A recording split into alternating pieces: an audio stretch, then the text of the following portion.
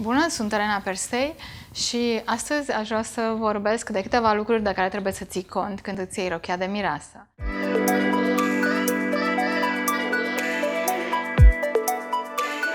După cum vezi, avem mai multe forme aici expuse.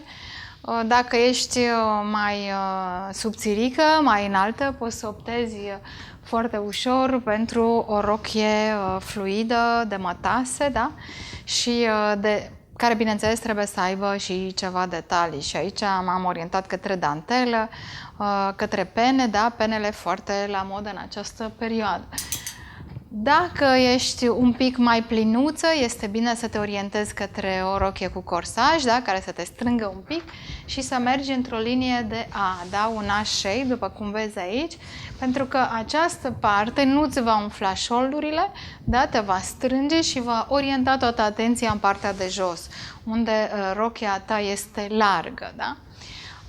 Sigur, toate ne dorim trenă și mi se pare interesant să ai la o rochie de mireasă trenă și uita că trena în spate îți lungește silueta. Și pentru asta poți să găsești trene care sunt detașabile, da, după cum vezi.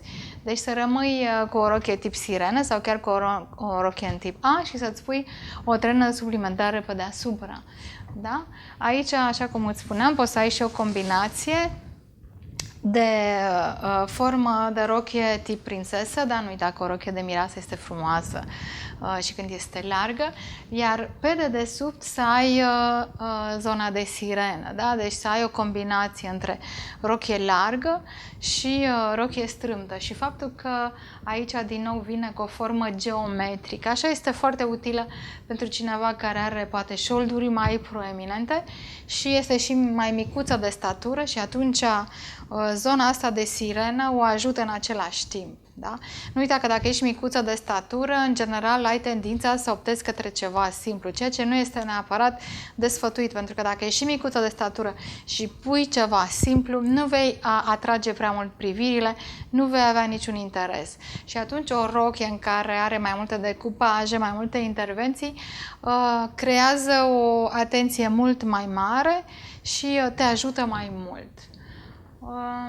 O rochie, bineînțeles, tip sirenă, simplă ca și formă, spun, de sirenă, e bine să fie lucrată, da? Pentru că în felul acesta ea crește prin bogăția lucrului manual și frumusețea detaliului. Sigur, aici trebuie să ai un corp destul de lucrat, da? Destul de bine întreținut, pentru că nu uita, într-o rochie sirenă se văd cam toate. Și poți să ai și o rochie efectiv prințesă, aristocrată, după cum vezi aici, cu o bază de corsaj și cu niște forme foarte prețioase victoriene, sau o altă linie mult mai fresh, mai tinerească, cu fluturi decupați și la fel pe linia asta prințesă. Rochile asimetrice sunt la fel foarte interesante. Uite, o să-ți arăt aici așa cum pot, da? Vezi o rochie care se scurtă în față, lungă în spate și cu o trenă generoasă, da? Poți să ai și o rochie din asta, este modernă, asimetrică, scurtă în față, dacă nu vrei neapărat o rochie foarte lungă. Dar e bine să fie totuși și umflată ca să păstrezi și zona de festiv, pentru că nu uita, este nunta ta. Un lucru foarte, foarte important este ca rochia să corespundă cu visele tale, cu așa cum te-ai imaginat tu când erai copil și să încerci să te duci acolo într-un loc unde designerul respectiv poate face din visul tău, din viziunea ta, o rochie care să-ți vină bine pe corpul tău de astăzi. Dar este important să păstrezi visul tău din copilărie sau ulterior romantic, așa cum te-ai imaginat tu ca și mireasă. Este un moment important și cel mai important este nu neapărat forma corpului tău sau locul unde este, ci în primul rând să corespundă cu personalitatea ta. Și designerul va face în așa fel încât toate lucrurile astea să se unească într-o rochie superbă, în rochia unică de mireasă pentru acest eveniment special al tău.